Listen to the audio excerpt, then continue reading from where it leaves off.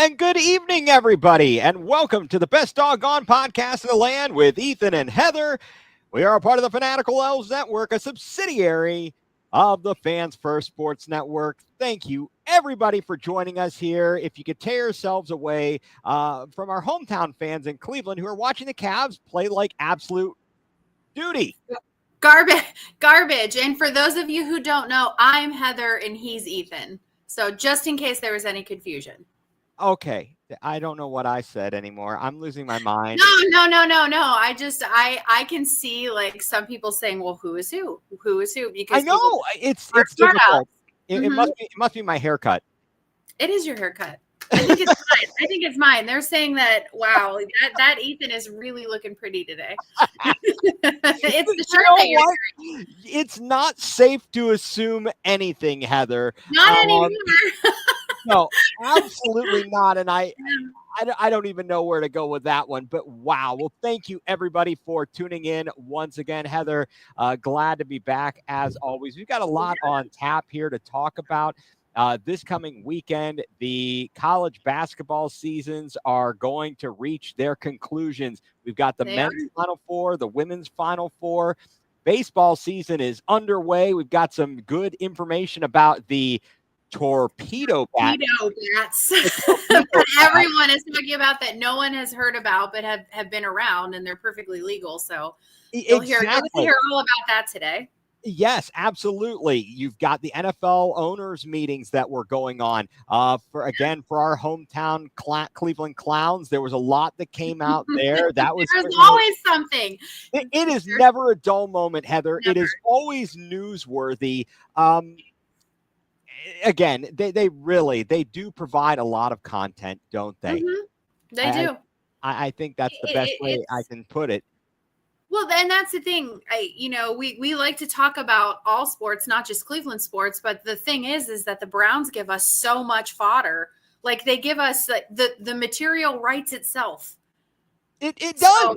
It absolutely does. I mean, there's never a shortage. It's an absolute clown show here. What happened? And the rest of the country laughs at us. They're not even laughing with us anymore.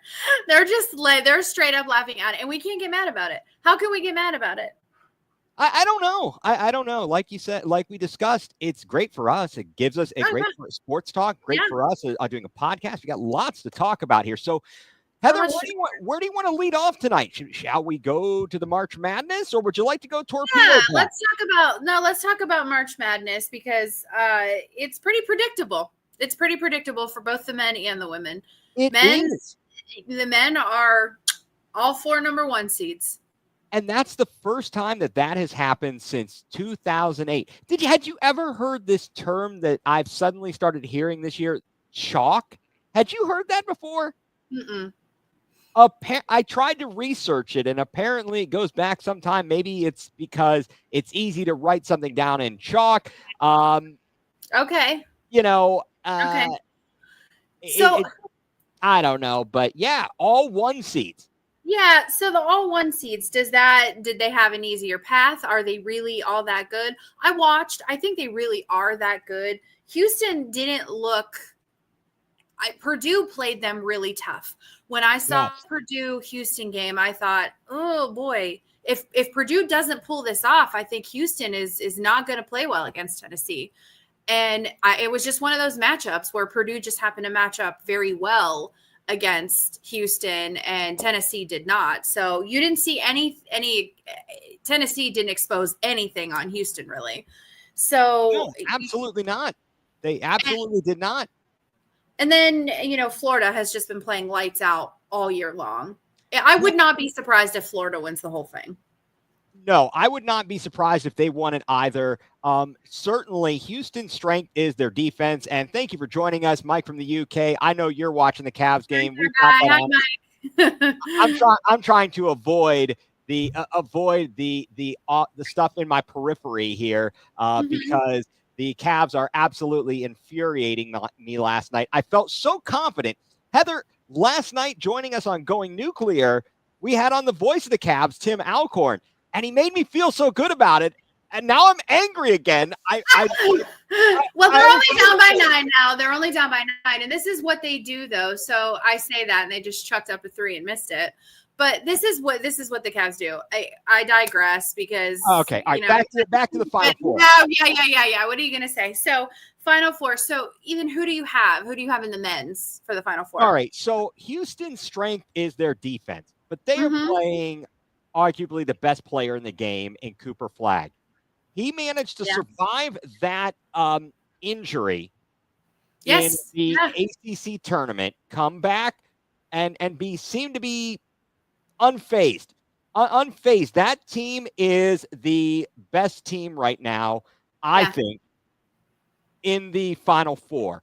Houston's going to have a hard time. They don't have any height. Their tallest rotational player is only 6'8". And it's funny. But it's funny that we say that, like only 6'8", but it's just to put it into perspective. Lana and I were at the Cavs game. And we had floor seats. So it's not a flex. There's a point to this, I promise. So we're watching them warm up, and Mobley was out there, and Max Strus was out there, and Darius Garland was out there, and who is our I forget who else it was. DeAndre. Yeah. So they're all out there.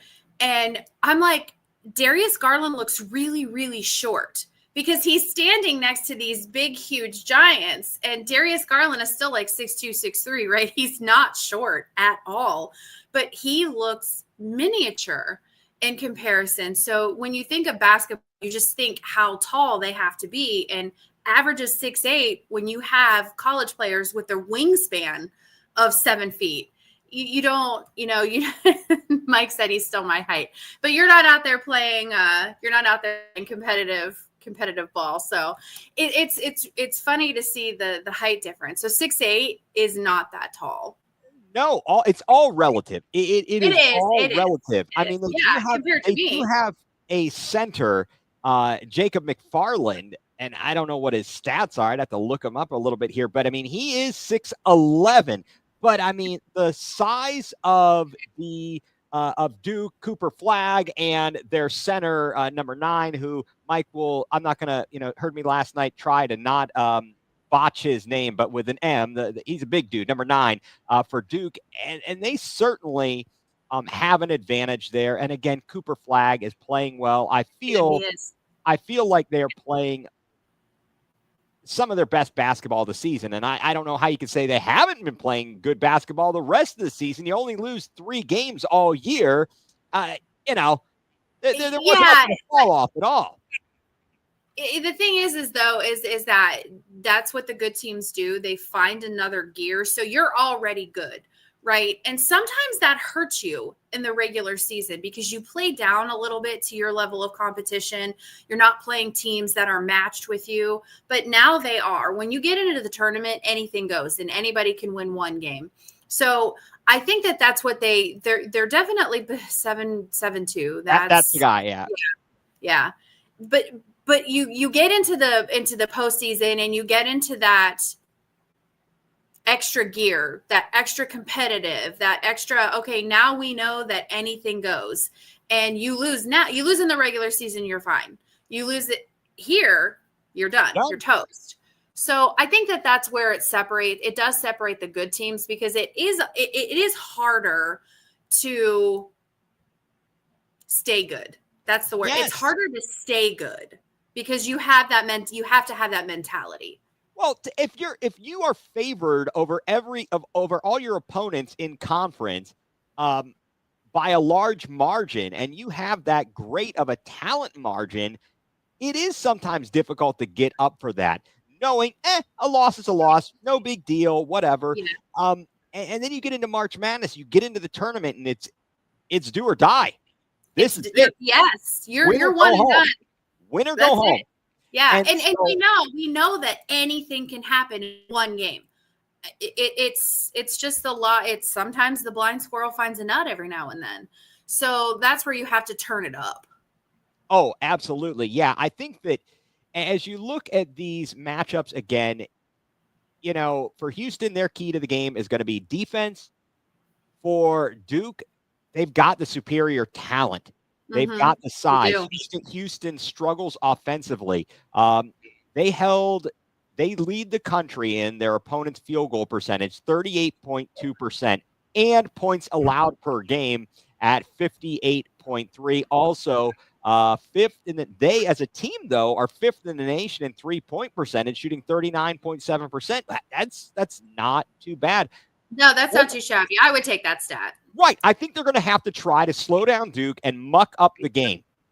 Make it a defensive struggle in order to stay in it. And we'll see what Duke does, but Duke has really, really looked good on their way here to the Final Four. They have not – I don't know if I'd say they haven't been faced, a real tough road.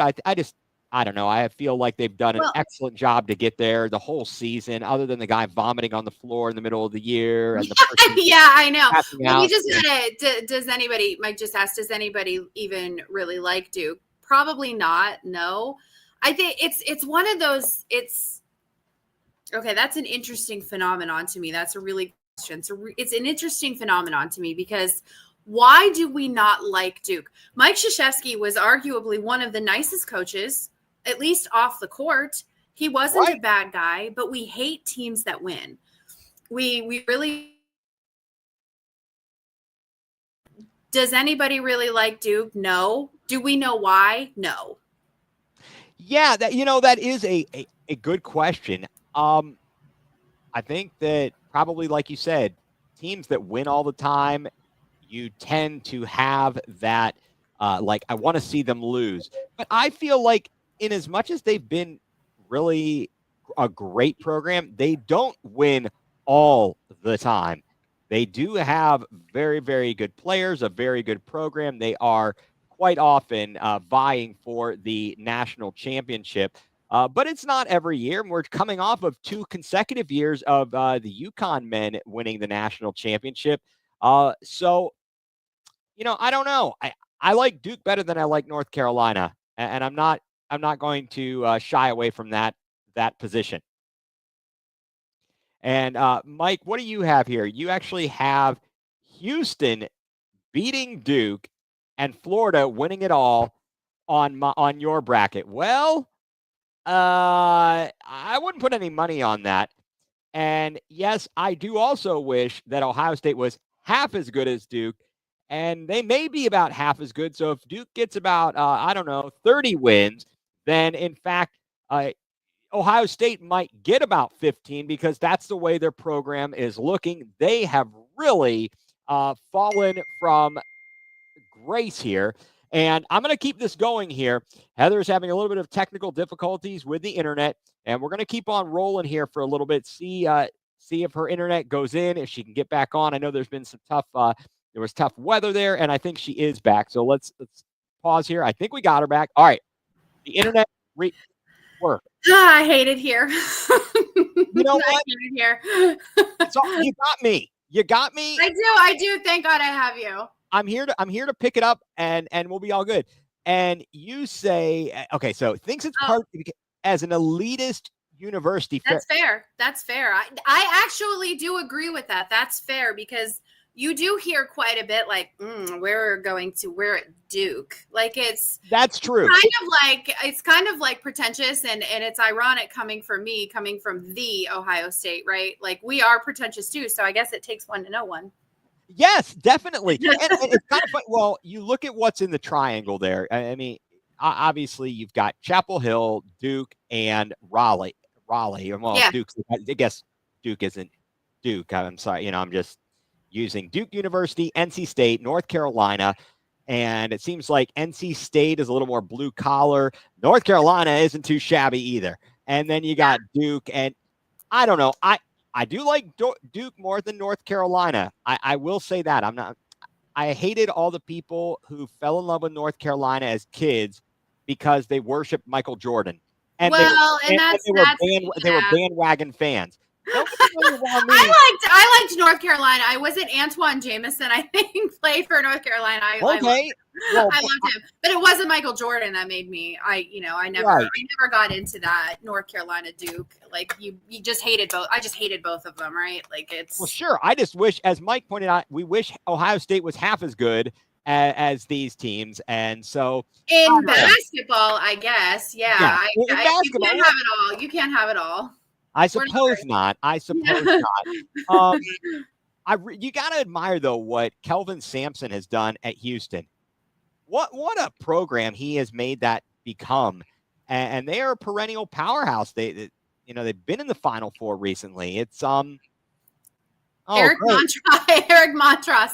So see, it's okay if it's okay if it's not Michael Jordan that made you like him. That's okay. Okay, I went to a basketball camp. Actually, I decided to hone my skills and be terrible by going to the Red Auerbach basketball camp, which was held up at Brandeis University, and Eric Montross was there. He came to the camp one day. Nice.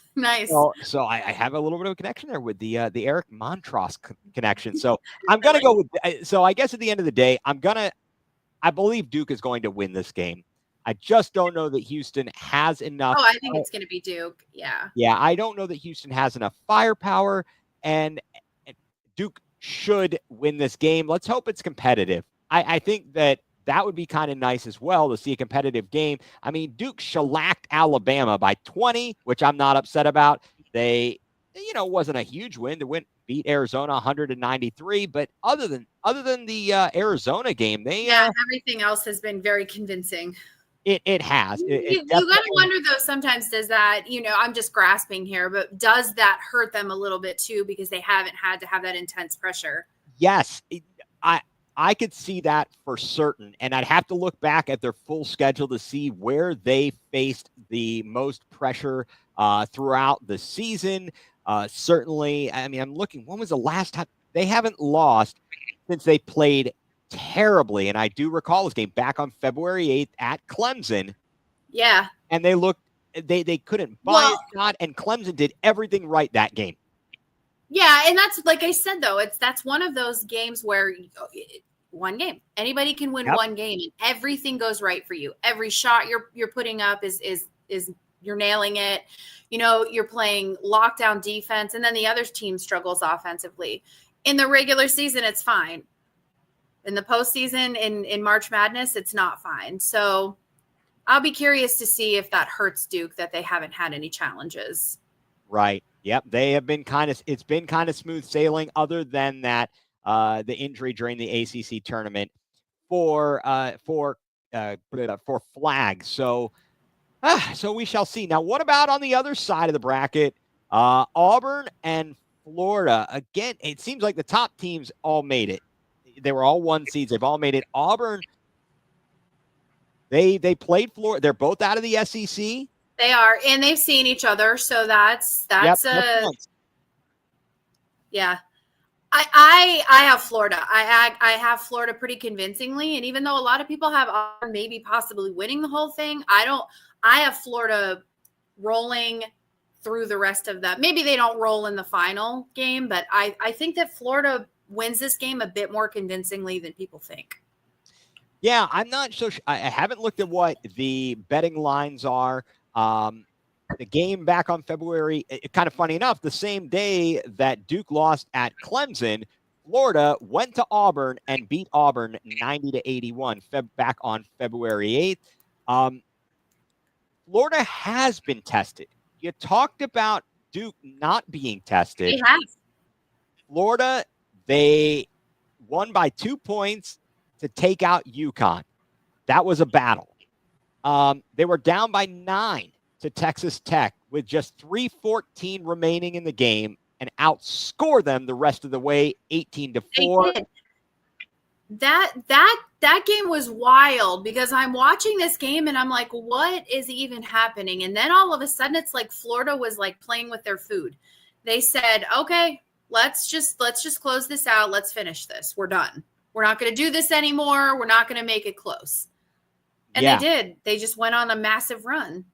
Right. And that's kind of what what I've seen and read, that's been a big strength of theirs, the ability to go on these kinds of spurts and knock teams out, to come back, whatever they need to do, they have the ability to do it.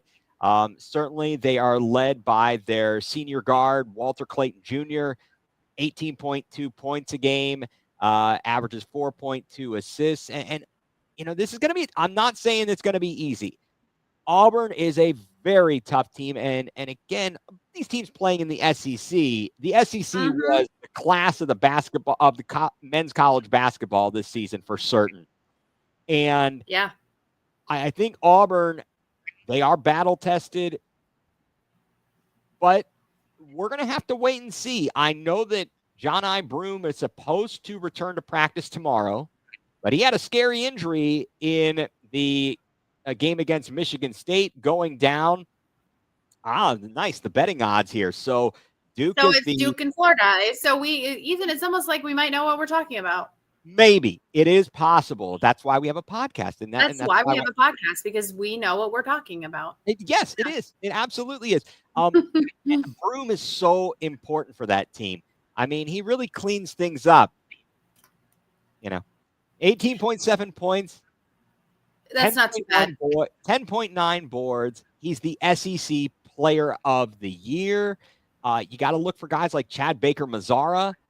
I think that there's just something that tells me Florida is going to get this one. I don't necessarily want Florida to get it. I kind of like Bruce Pearl because he reminds me. I actually don't hate Auburn. I actually don't hate. I'm sour grapes, so I don't want Florida to win because of what they did to us. And I think it was like 2006-ish. I think that they beat us in football and basketball. That wasn't a fun year. That was not a fun year. No. So I never want to see Florida win again. I don't want to see Joakim Noah. No. I don't like Al Horford. No, none of them. I loathe them. I do loathe them. So I think that I'm going to be pulling for Auburn. And I was going to say, I kind of like Bruce Pearl because he reminds me of Jeff Garland, the comedian. Yeah. Okay. I'll give you that. Okay. And I love that guy. I love Jeff Garland. Love it. He was classic on the Goldbergs as Murray. Yeah. And I often call my own children, "You morons! What are you doing, you morons?" Nothing but love. Nothing but love at all. And seeing him on Curb Your Enthusiasm with Larry David, he was a great character in that show as well. So I think I'm pulling for Auburn. I kind of gonna have to. That's like the joke where men usually talk about their girlfriends or their wives picking teams. I'm picking this team because their coach is the hottest. I'm picking this team because I like the color of their uniforms, and then they all end up winning. Right. There's no science behind it. No, and that's okay, and that is all right. So I would tend to think that Florida's got the upper hand here. Yeah, I think so too. I'm going to go Florida. So we have our picks for the men. We can briefly touch on the women, and it's not that I don't want to give the women attention. No. It's just we've got a lot to discuss here. So we have the Final Four Friday and Saturday for the women. You have Texas and South Carolina, and then you have UCLA and UConn. Again, not really a big surprise there. All number 1 seeds except UConn, and they're a number 2 seed, so that can't be really an upset. So I've actually got it South Carolina and UCLA, and then I have South Carolina winning it again. Yeah, South Carolina is going to be very tough. This is the first national semifinal for Texas since 2003. South Carolina, first of all, I should say South Carolina and Texas both being in the SEC. Yeah, they're both in the SEC. So I got to go. That's why I'm going UCLA. That's why I'm going UCLA, because I want a Big Ten team in it. And UCLA is technically in the Big Ten now. So that is just I know. It's incidentally, it has made my year because I'm a big UCLA softball fan. So I get to watch them on the Big Ten Network now. That made my year. That is fantastic. No, yes. UCLA, they've never been this deep in the tournament in the NCAA era. Yeah. I think they're going to have a difficult task ahead of them against Paige Beckers and UConn. Yeah, UConn, no, I do too. I do too. I mean, And I know it's what you're nice saying to in terms see of UConn proving back. this. It's nice to. I wonder why people don't hate UConn though as much as they hate a Duke, and maybe it was because they're not pretentious. But UConn are winners, and I don't know. Maybe it's because of women's sports. The amount of tweets that I saw saying how much they hated women's basketball just made me so sad because it's you can't compare men's and women's sports. They're completely different. So of course they're not going to score 200 points, but neither are the men putting up like a gazillion points in some of these games. No, and this is my experience, and pardon my boring the audience here, but having called women's basketball, college basketball, it's Division III, so it's a different level of skill. But what I will say is this: you're not above the rim. You're not going to see people that shoot 3-pointers at a crazy high clip and crazy high percentage necessarily. You're going to see a lot more skill, a lot more fundamentals. And I don't think that that's a bad thing. No, so it's, you're not seeing dunks, but you're seeing a lot of skill. And I think that we've got to elevate these ladies and give them their credit because they bust their behinds. Well, yeah, I mean, they're fantastic. They're great athletes. They are putting on an excellent product. The WNBA needs to get its just dessert, as well as the college game. These players are getting better and better and better. And it's different. It's apples and oranges to talk about the men's basketball and the women's basketball. I'm not, not to say it's like, oh, they're not even. The one is greater than the other. They're different. And different is not bad. So I think you're going to have they are just different. And different isn't bad. No, and we talked about it a while, maybe within the past couple of weeks. We were talking about the women's Final Four last year with, the spectacle in Cleveland with Caitlin Clark and how exciting that was. And the LSUs with Angel Reese and Kim Mulkey's a character. I'm glad they got knocked out. I am too, LSU. But that's it. Love her or hate her. You're talking about her and her team and women's sports. And so how much of it is an act? I don't think it's an act with her. No, But you're talking about it, right? Like we're sitting here devoting a little bit of time on this segment to this, and how many, analysts across the nation are talking about it because it matters. It definitely matters. And I'd love to see, because I can't remember if the ratings were better in the Final Four last year for the women than they were for the men, or very close. I can't recall. It seems to me that was a topic of discussion. I should have looked that up. But anyway you slice it, UConn is a historic program. They are. And they have for so long, they won 4 in a row from 2013 to 2016. South Carolina looking to be the first repeat champion since UConn won it 4 seasons in a row. I was going to say UConn won it like 47 years in a row. They were amazing. They really were, because and at that point you had the main battle was Pat Summitt and Tennessee and and Ariema and UConn. Yeah, Gino Ariema. Yeah, you had everybody knew who Pat Summitt was. Everybody knew who Pat Summitt was. And it just wasn't, that's all you knew. You knew Pat Summitt, and you knew Tennessee, and you knew UConn. And that was kind of all you had. And then now all of a sudden, and I think that social media helps. I think that the exposure that we have helps, and that's nationally televised a lot. That helps. But I like to see that how elevated it has gotten. And Heather, I'm just going to make this personal. I really hope that that Cleveland gets back their WNBA franchise, and I'm throwing my hat in the ring and my candidacy to be, if they're the Rockers, I'm going to be the voice of the Rockers. Somehow, some way, we're going to go. I love it. Obviously, I'm advocating for you. Obviously, I'm going to advocate for you. I think you're amazing. So whoever is watching, make this happen. Let's make this happen. I think so. We are going to make Cleveland basketball good more. So, and we're going to make it We're gonna make the good again. I got the ratings, and Okay, the women what's good? actually blew the men out of the water. They averaged 9.4 million. The Okay. men did, and the women averaged 13.8. Oh, and Mike's got even more. Games average 18.9. Oh, I'm sorry, 18. Oh, 18.9. So I got average of like Right. all of the. Yeah, that's are you talking about the final game probably? So that would make sense. Yeah. It was amazing. It really was. Yeah, it was just so nice to see it. And again, I don't want to hijack this and take it back to softball. Go ahead. Softball. Yeah, I softball. I'm guys, if you don't know this, I'm a massive softball fan, and they are televising on ESPN and ABC now softball games because they blow NCAA baseball ratings out of the water. Like it's something like 10 times the viewership for the World Series. So it's just, for me, it's really fun and it's really cool to see the elevation of women's sports. I love men's sports. I love basketball. I love baseball, and we'll segue into baseball, but I love seeing the women get their credit. So let's just keep supporting them. Guys, watch the Final Four. You don't have to choose. You could watch both. Yes, that is a nice one, kind of a good way that they've designed it here. Mm-hmm.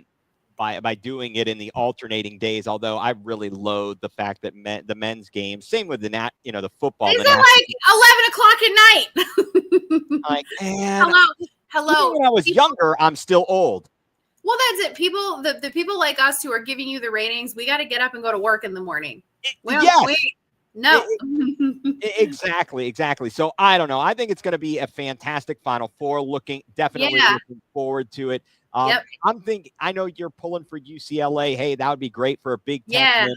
I could see a South Carolina UConn matchup, and that would be fantastic. Absolutely. So, yeah, everybody, get ready for 3 o'clock. 3 o'clock on Sunday is the final game. There's no, church is done. You can have nice dinner ready and watch the women ball out.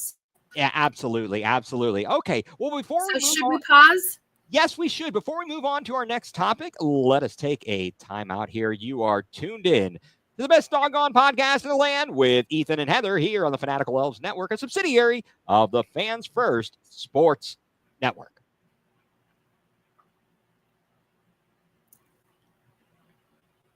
And welcome back, everybody, to the best Dawg Gone podcast in the land with Ethan and Heather here on the Fanatical Elves Network, a subsidiary of the Fans First Sports Network. So, what is baseball? Baseball started. Baseball, and okay. Do we just elephant in the room? 2 words: torpedo bat. Yeah. If you haven't heard what the torpedo bat is, everybody that's watching. So it's actually something that has been around a while. I did a little bit. I'm like, what the hell is a torpedo bat? Yes. I've never heard of this, and I've watched baseball my whole life. How have I never heard of this? Right. So what brought it about was the Yankees in the Saturday game. The Yankees hit 9 home runs, and they scored 20 runs against the Brewers. Yeah, so that was just a butt whooping. It was absolutely, it was insanity. So we're getting the it's officially a Cavalanche. So the Cavs must be playing like the Cavs, like they do in the second half of every game. I digress. Okay. So we're talking about what is a torpedo bat? Everyone is losing their minds. They're saying the Yankees are cheating, and everyone relax. They're not cheating. These bats are legal. So what is a torpedo bat? So a torpedo bat was actually created by a physicist, an MIT physicist. So Aaron Lenhart, he designed the bat so the barrel is closer to the player's hands rather than at the end of the bat. So from the way I understood it, yes, it has more density in the barrel. So the hardest part of the bat is in the barrel. So does that give the players an edge, or are the Brewers just that bad? Because it might be a combination of the two there, Heather.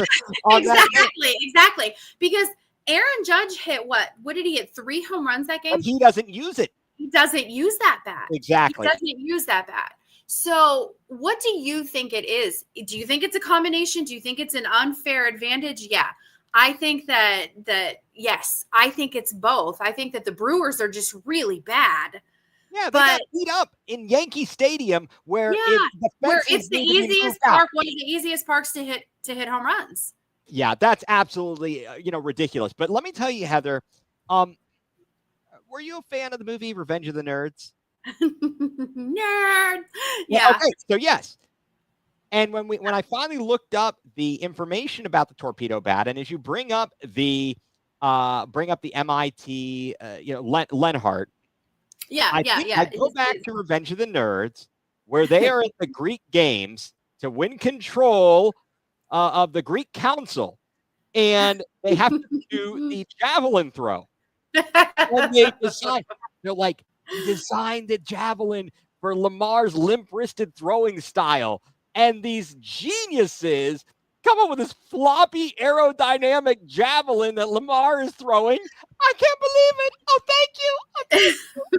If you're and he's beating out these guys. To full disclosure, though, full warning: if anybody has never seen Revenge of the Nerds, it doesn't age very well. It's a little. It's one of those you got to watch it and appreciate it for the time that it was made. It's a great classic movie. Yes, the flexible javelin. Yes. And yeah, it was so awesome. So yeah, it's a little bit like that. You have nerds designing something for players to make it a little bit better. I feel like if it was such a huge advantage that all of the players would be using them. And right now they're only talking about it was because they dumped 20 runs on a bad team. Right. Talk to me again, halfway through the season. And if we're still seeing the Yankees consistently put up, 10 plus runs every game, then maybe we can talk about it. But right now I'm not, I think if it were any other team besides the Yankees, this wouldn't even be a conversation. Right. And if you may have read one of the same articles that I read, but I believe it was Giancarlo Stanton was using it last year, and he had some elbow issues, and they were wondering if it had anything to do with the weight distribution. With the weight distribution of the bat. Yeah, we probably read the same article because I did see that. So it changes your swing. It changes your swing because of the distribution of the weight in the bat and because the way it hits. So yeah, I don't know. I just don't think it's that big of an advantage. I think if it was anybody but the Yankees, we really wouldn't even be talking about it. And I think once the Yankees come back down to earth, we will stop talking about it. And I don't know if you saw Dave Portnoy. He went on a freaking rant because he's a Boston fan too, though. So of course, because it's the Yankees, and of course his, isn't he in Michigan? Why is he in Michigan? He's Michigan, I hate that. Boston. So do I. Whatever. But can we start a campaign of anti-Dave Portnoy? I think there is. I think there is one. Port annoying? Yes, he's Port annoying. Yeah. So, okay, so we have a comment here. What if most of the league is using it and there's a mass sample of more output, then maybe take a look. But there's something there because most teams and players are not using this. No. But Portnoy is talking about how it's ruining the integrity of the game and you're going to erase 100 years of history. And, and he just didn't do the research, I don't think, because this bat has been around a while. And I don't think it's affected the integrity of the game because also, Aaron Judge isn't exactly he's not Mr. October. He's not lighting it up in the postseason every year. And he doesn't use the bat. Right. So you would think that someone who has that kind of power would use it.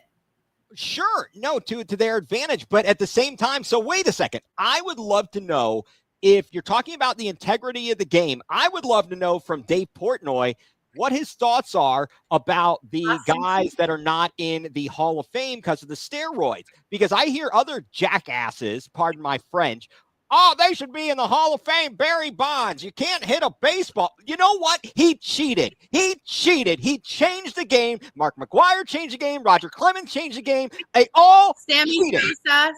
I mean, who doesn't remember the Sammy Sosa, Mark McGwire summer? Amazing. It was fun. It was amazing. It was so much fun. They cheated the same way that Albert Bell tried to cork his bat. It's cheating. I love Albert Bell. Oh, yeah, that was great. And then did he try to climb through the ductwork or something to steal the bat? That was did. amazing. I also remember, though, when he hit a home run and they tried to check him for a cork bat and it wasn't.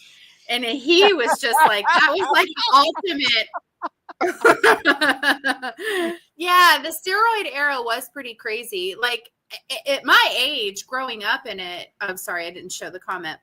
At my age, growing up in that, it was exciting. I didn't know any better. It was great. Like I loved it. There were so many home runs. That was such a fun summer to watch that race between those two. I just can remember all of the catchphrases, and you watched. I've never seen so many, Cubs games in my life as I did Sammy Sosa. You were either Team Sammy or you were Team Mark. Like that was just kind of it. Right. And they would break into the end of like Sports Center. Oh, now we're going to tune in. We're going to check out Mark McGwire's up the bat. Sammy Sosa. Yes. It was amazing. It was just amazing. But at the end of the day, so we talk about the imbalance and, why doesn't everybody use it? And, is it in this case, it's not cheating.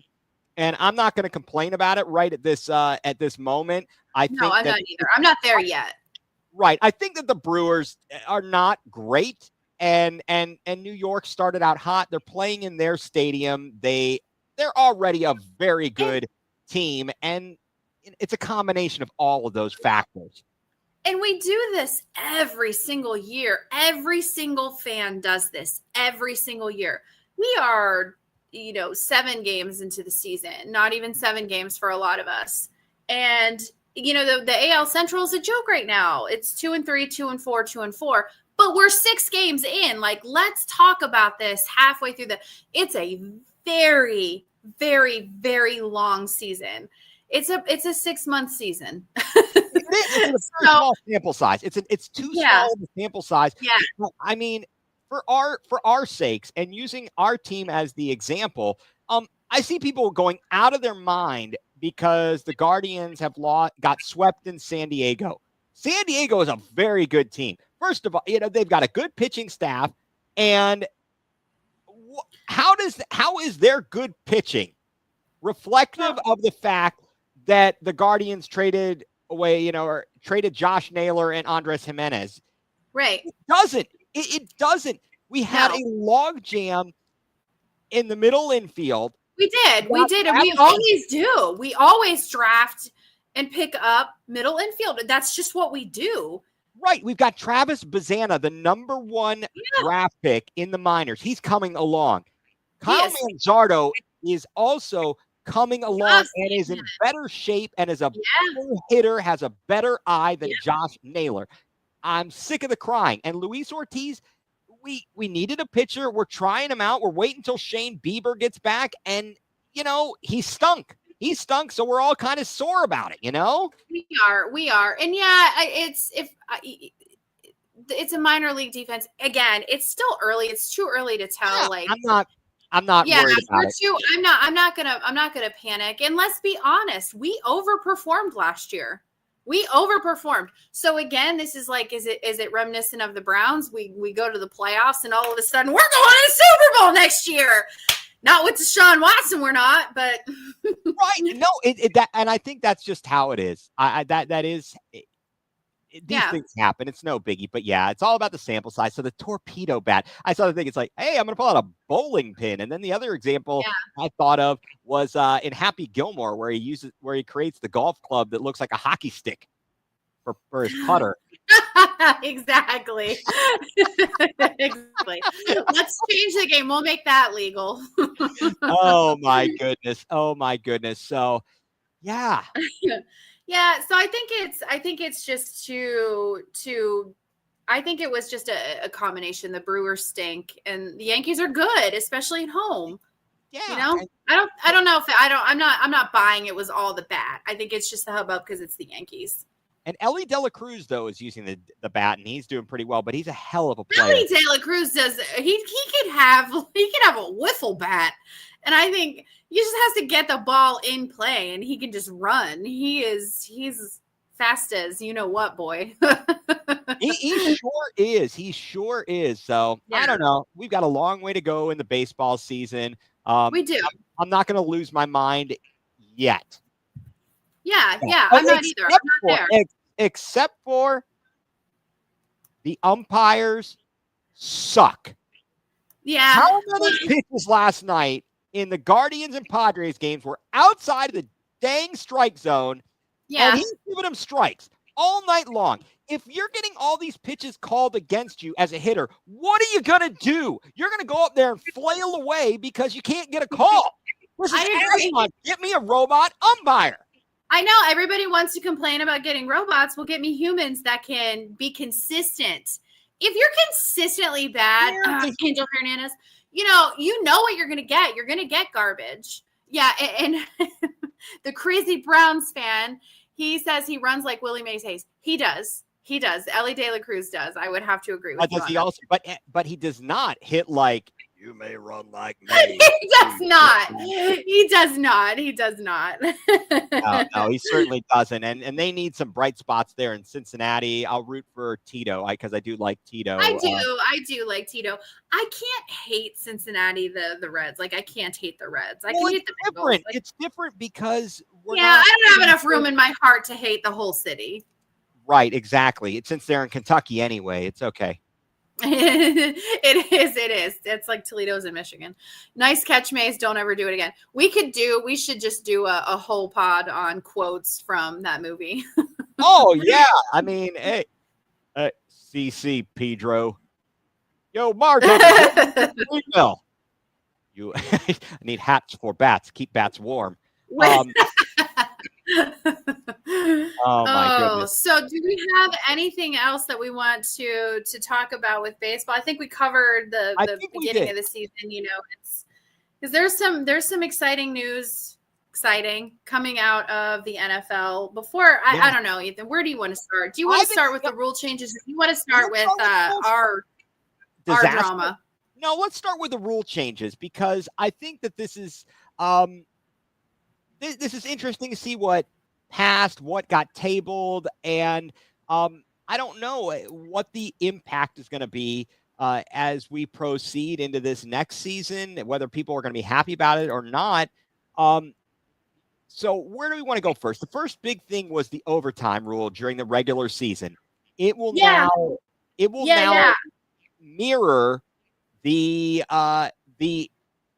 overtime rules in the playoffs, where both teams will get an opportunity to possess the ball, regardless of whether the first team possessing it scores a touchdown. However, it will remain only 10 minutes in that overtime.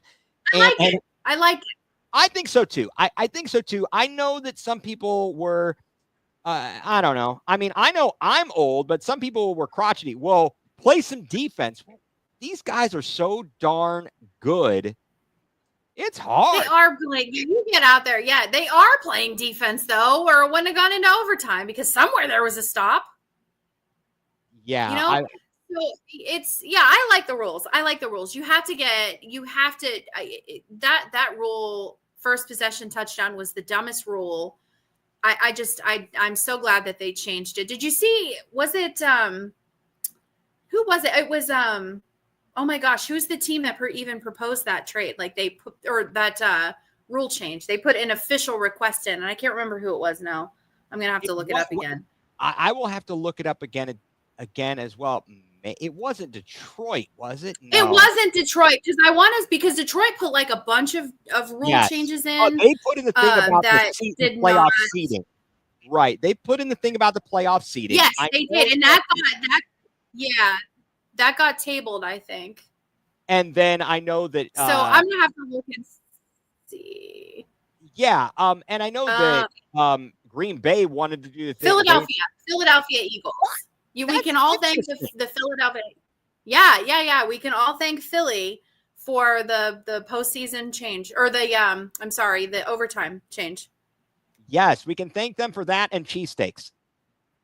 We can. And Saquon Barkley, the resurgence of Saquon Barkley. We can thank them for that too, because that was fun. The tush push, they tabled that. I don't think that they did anything with the tush push. I don't think that they tabled it. They have tabled it for now. And I think what they actually said is, or Goodell talked about, is going back to review kind of the idea of not being able to push on any play, which is what the rule used to be. And it wasn't just the tush push. It was, I mean, remember that play that the Browns had in that comeback win against the Ravens, Deshaun Watson's signature victory or signature moment? They had the play where we were pushing, were we pushing Njoku all the way down the field for like an extra 15 yards or something? Yeah. So, I mean, I stop it then. Like, the tush push, the pushing, that doesn't bother me. Honestly, like, that doesn't bother me. You gotta do what you gotta do. Just figure out a way to stop it then. Yeah, no, I get it. But that's the thing. I'd have to figure out, how is it stoppable? Obviously, Philadelphia is the only team that can do it. It isn't. Well, isn't it a rugby scrum though? Yeah. Yeah, it was the Njoku play. Yeah. Rugby scrum. I mean, rugby's fun. It kind of is nice to get out there and beat the snot out of each other and tackle people, and there's no padding, and it's just it's just pure violence. Like, it's kind of fun. Like, I like it. It's almost like lacrosse in a way. Lacrosse, I didn't realize how intense lacrosse was. Oof. Yeah, lacrosse. Oof. That exactly. Yeah, that's intense.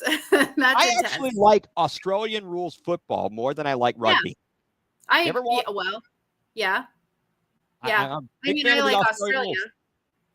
Yeah, Australian rules football is always good. The circle, the nice circle there, and you got the little guy in the white outfit and he's doing the 1 point, and you got to try, and it's good stuff there. The other thing, the K balls, the kicking balls, and I really didn't know what these were, Heather, until I started. Yeah.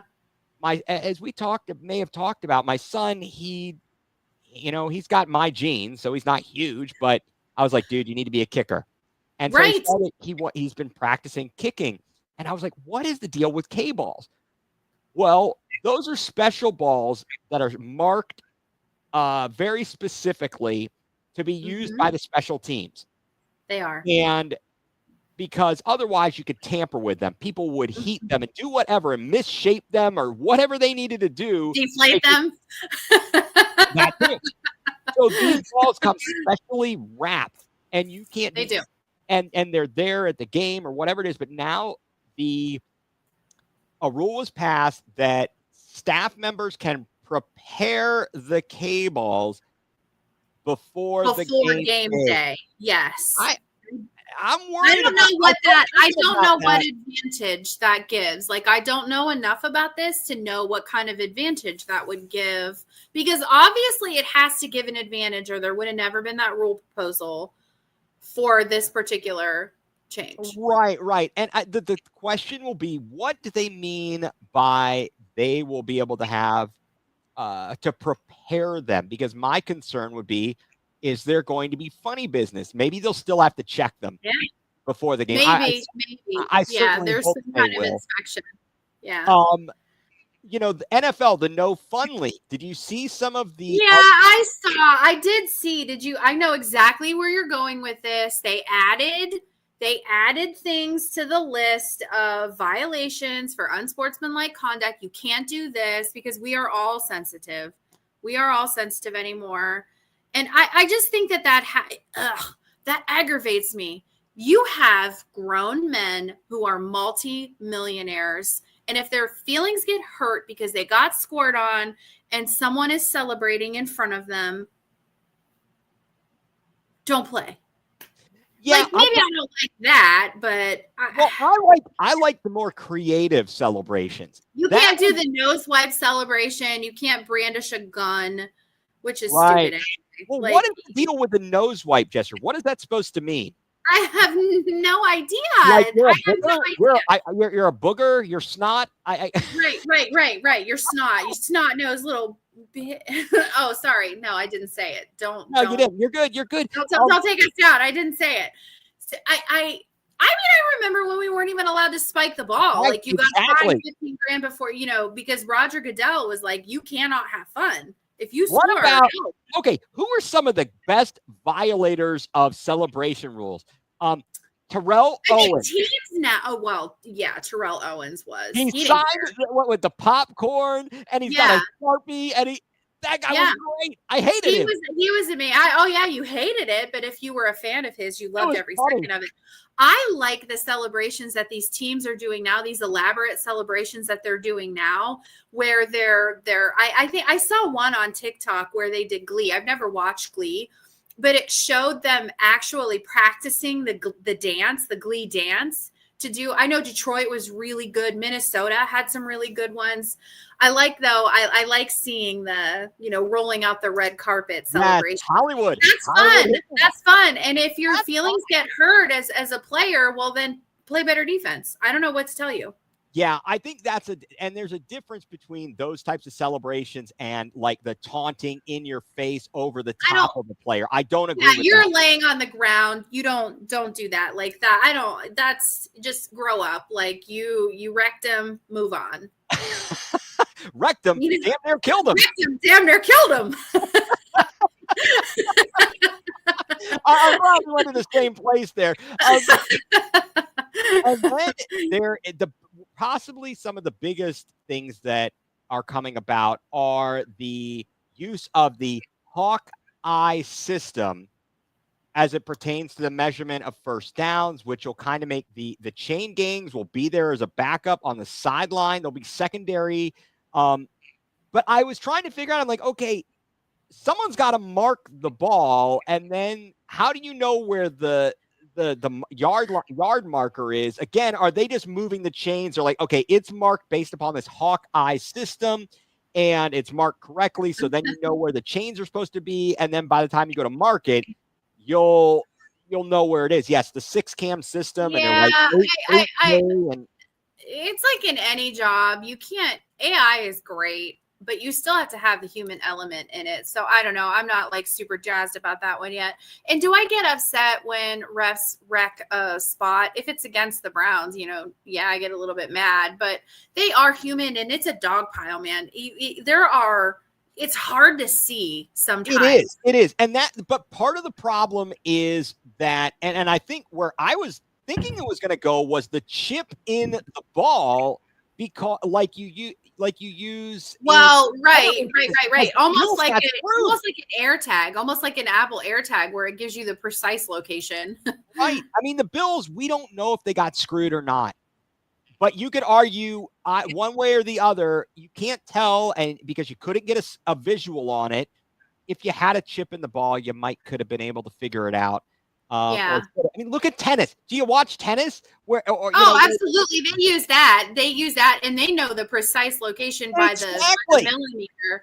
By the millimeter. I feel like football is a little bit harder though, because you have 400-pound linemen piled up on top, and it's a little bit harder to spot it, I think. Yeah, there's lots of meat and potatoes down there. I don't know what. There are a lot of meat and potatoes. There are. Heard about what happens in the dog piles down there? I don't want to know. I do not want to know. Unless I'm in the bottom of that dog pile, I don't want to know. I just heard there's some terrible things being done to the. I mean, geez, we could call it Law and Order SVU to investigate. I was gonna say I have nails, guys. Get me on your in the bottom of that. It would hurt. All right, I done know not to mess with you. We can move on to the next rule change. That's not going to talk about that. What rule change is that? Moving it to the 35-yard line now. So the touchbacks now are no longer on the 30. They are on the 35-yard line. So I have a couple of stats. Okay, go for it. I would be. He said I would be a menace. I'm a menace, not in the bottom of the pile. I would be really bad at the bottom of the pile. So they changed the rule last year to touchbacks are at the 30. There is a reduction in concussions on kickoffs. They dropped by 43%. So the proposed rule change worked. I think that we're going to see an even further reduction. Now, there was a return rate of only 32.8%. So let's just say 33% return rate. It'll be very interesting to see now what they do, because now it's going to be 5 yards up for, 35-yard line. That's a generous. If someone runs it out of the end zone to the 35, you're going to say that was a great run. Yes. You're going to say, look at that was a great return. So, it requires skill and coaching to not just get out of the end zone. And that's what he just said. Mike just said it. It's going to force teams to stop kicking the ball out. I don't think it will. I think that these teams are still going to give up that extra 5 yards. I still think that it's going to. It depends on game. I think it'll depend on game situation. I agree. The score, who you're playing. I mean, not to pile on my own team, but if you're playing the Browns and you're down by 7 with, in a 2-minute drill, you're gonna give the Browns that extra 5 yards. Let's just call a spade here. But if it's Kansas City, you're not going to give them that extra 5 yards. You don't want to give them an extra inch, or even a Buffalo or a Detroit. Because if you do not want to give them the ball at the 35-yard line, they get one first down. They're over the 45-yard line. They only nowadays with kickers, you only really needed, if let's say you start at the 35, you really only need to get to about the opposing team's 38 to 40-yard line, because it's about, so if you get to the 38, it's like a 55-yard kick, and that's routine now. Well, it is. And yeah, like Mike, you're not going to give Mahomes or Allen 5 extra yards. You're just not going to do that. You're not going to give even some of the, you're just not going to give some of these teams. I'd say half the teams in the league, you're not going to do that. No, absolutely not. I mean, some teams are inept, like the Browns, that can't move the ball anyway. But they also might think, hey, your return game sucks. So right. So we're just gonna roll. We're gonna roll the dice. Whatever happens, happens. Yeah, so we're gonna try to force a field. Yeah, I think it's an opportunity for kickers and for coaches to really do their job. I don't know how to say it. I agree. Do your job. There is no other way to say that. Do your job. Do your job. It's going to change. It's definitely going to change. And I think that this is where coaching is going to become even more important, because now you're going to have to, okay, this is what we need you to do. I need you to go execute this particular play now, because 5 yards doesn't seem like a lot, but 5 yards is a lot when the game is on the line. Well, yeah, it's only 5 yards less than the penalty for kicking it out of bounds on a kickoff. Exactly. It is. There are punitive damages here. Yes, there's. So I don't know. That's a big one to me. But we shall see. I'll be curious to see what happens. And I think there's also some stuff with. Again, I don't have this all down in front of me, because it gets into the weeds, the replay assist and what they can help with, and possibly some missed calls or judgment. Yeah, so I saw that, and I'm sorry, the Cavs are going on. Yeah. They're up by 13 now. Yep. So there is a chance to reverse flags for face mask, hit to a defensive player, horse collar, tripping, and then running into or roughing the kicker. So if there's a flag called for that, you could potentially have that picked up, which I like that, because there are a lot of, you're like, that wasn't a face mask, now there should be something that you can say for a missed face mask call. Yes. That's really where I think we had the biggest arguments last year, was the missed face masks, on what was it, like back-to-back plays in that one game. Who was that? Was that, I'm losing my memory as to which game that was, that there were multiple face masks deep in their own end, and that should have been called, and, totally changed the outcome of it. I don't know why we can't implement the Sky Judge like they had in the XFL. Because that makes too much sense. It does. I don't get it. Can I get Gene Steratore out there with his index card, please? Yes. Let's put that in. Let's have the Browns propose that change. Yes. All first downs must meet the index card measurement to be a rule. So yeah, we'll see what happens. And then, of course, they'll have points of emphasis for the officials, whether it's the landing with your weight on the quarterback on a sack, or the let's see what happens. They changed the definition, I think, a little bit. They tweaked the hip drop tackle rule a little bit. They did. So I don't know. There's a lot of rule changes, and I think most of them are pretty good. I think some of them are kind of like, well, whatever. But I think most of them are good this year. I do think so as well.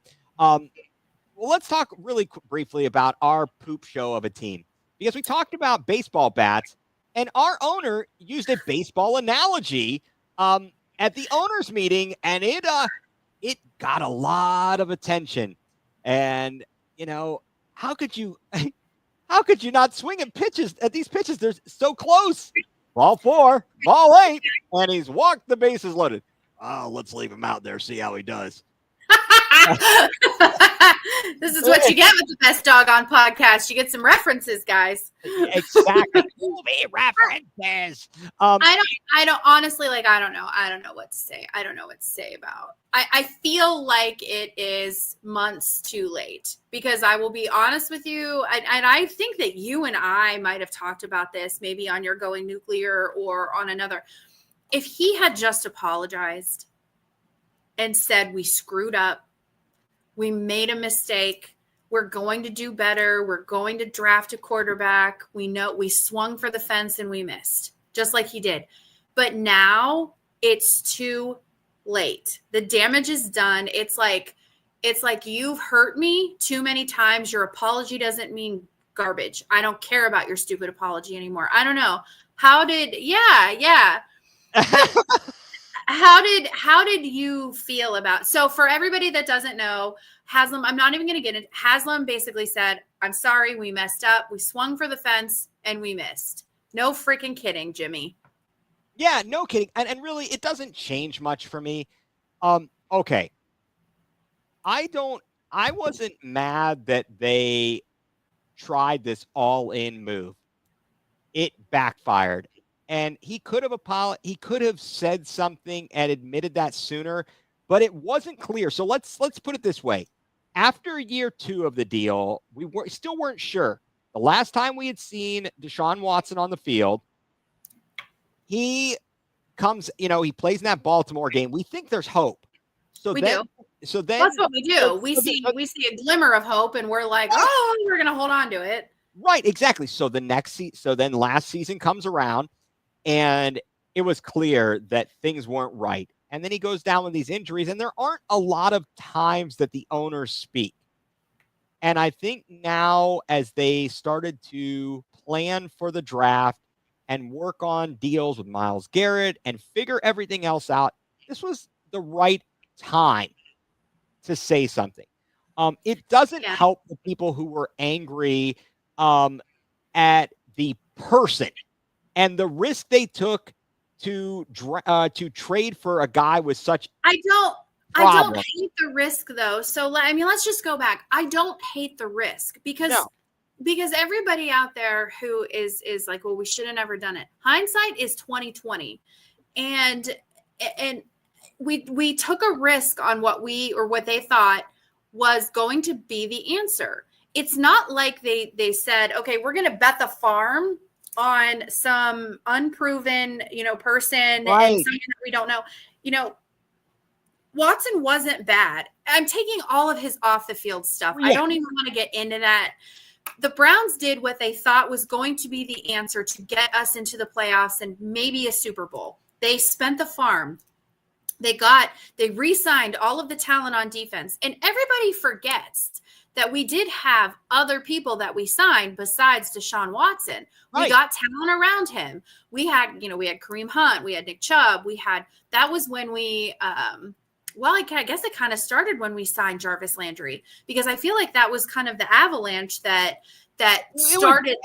the Landry thing was before then, right? It was. That's what I'm saying. That's when it started, that we started to see these signs of, okay, the Browns are going to try to do what is best for the team. Like, that's when we started to see this. So when they signed Deshaun, they tried. They were doing what they thought was best. It wasn't malicious. It wasn't to see this result. I promise you that. No, absolutely not. And I know there were people who were mad from it from a personal reason. There were people that were mad at it. They felt like Baker had been done wrong, but there was a lot going on that we will never know.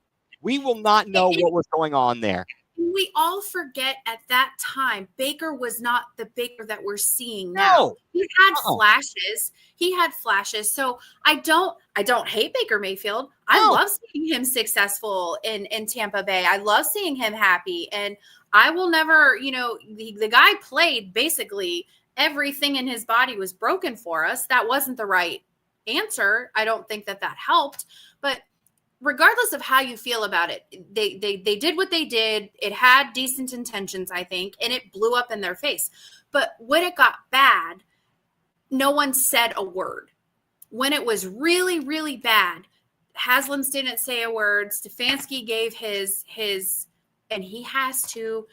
There are a lot of people that say he should have said, and I'm not going to trash my boss publicly, ever. I would never do that. Neither would any of the people who were saying that they should have. So Stefanski should have never said anything in press conferences. But all we heard was it's unicorns and rainbows, and we're going to move forward with him, and we've all had it. Had they said after this all crashed and we saw more allegations and he tore his Achilles and then he tore it again because he was gallivanting around, should have just said, I messed up. I think it's just like empty. My long-winded way of saying it's empty words at this point. Yeah. No one cares. Right. So now we need to see actions. And so that brings me to my question about, at the bottom of the line, the bottom line, end of the day for the Browns, they've got the number 2 pick in the draft. We still need a quarterback. And I don't trust these guys to make the right pick. And I don't. Unless it's Cam Ward. I'm okay with Cam Ward. I'm okay. But he's not going to be there. He's not going to be there. Not. And it's too hefty of a price to trade up because I agree that he's the best quarterback. But my question is this: how are these draft experts? What is wrong with Shedeur Sanders? I mean, they've talked about guys that were like can't miss, like, hey, Jamarcus Russell. I mean, just because the guy. No. Yeah, so there are so many people that are down on him. Do I want Shedeur? No, he's not my first choice. No. If they draft him, will I be losing my mind? Like probably half of the fit. No, I'm not going to lose my mind about it either because it's a relatively safe pick at that. Who else is available? And we need a quarterback. Yeah, exactly. So to pass on that on like Sanders. Who are you going to draft? Are you going to have to come back up, give up draft capital? I mean, I don't want Kenny Pickett as my opening day quarterback, but it sure as hell seems like that's going to be it. No, little hands. I tried to convince myself that he'd be okay, but I looked at his stats, do it. and they're terrible. Yeah, I can't.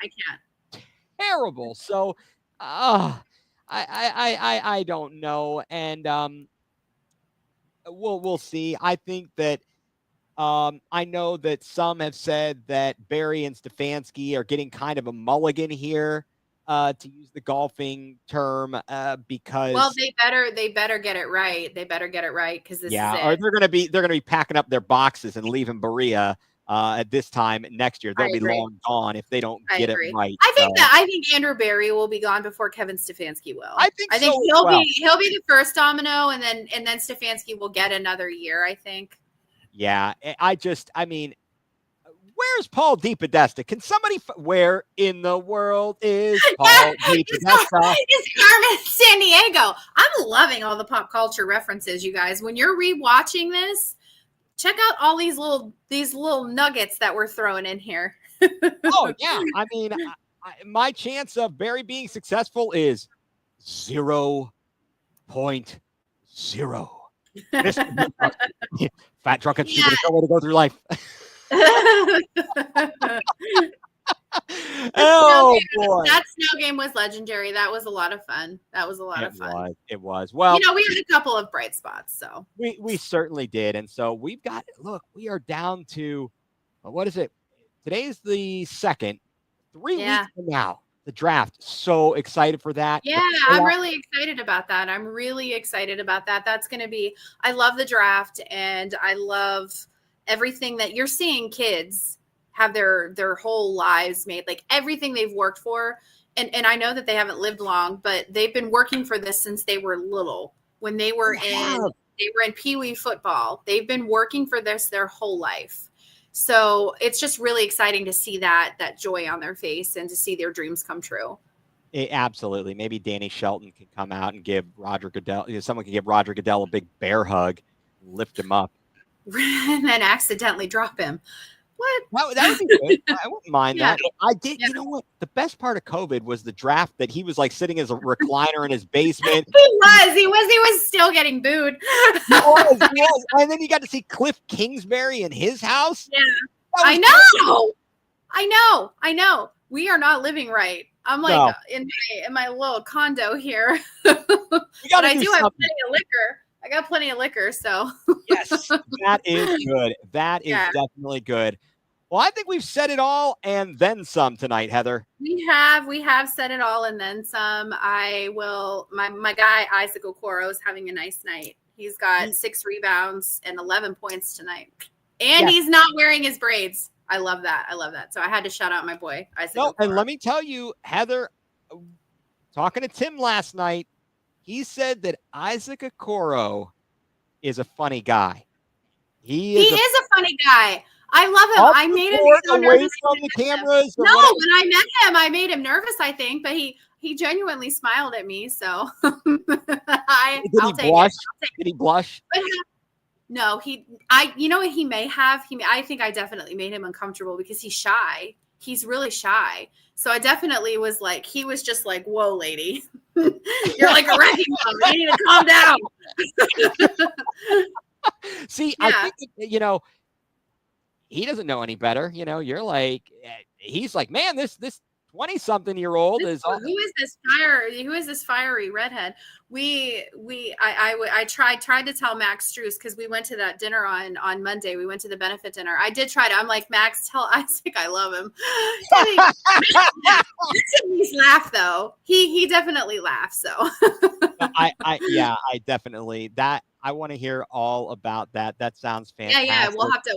I'll share some pictures. It was a really good time. Well, that is fantastic. So again, everybody, you need to follow us. You need to like us. You need to subscribe. Thank you so much to everybody who has tuned in.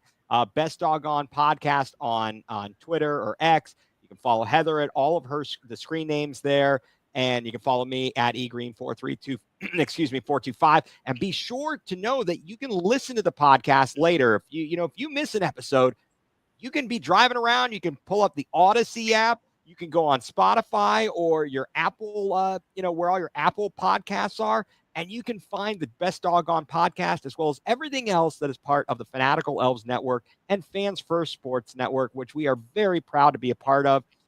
So again, I want to thank everybody for tuning in. Heather, thank you as always. Fantastic. And we'll be back again with more interesting insights and random movie references. You get it all here. Thank you, everybody, for joining. We really appreciate it. Yep, you've been tuned in to the Best Dawg Gone Podcast in the land here on the Fanatical Elves Network, a subsidiary of the Fans First Sports Network.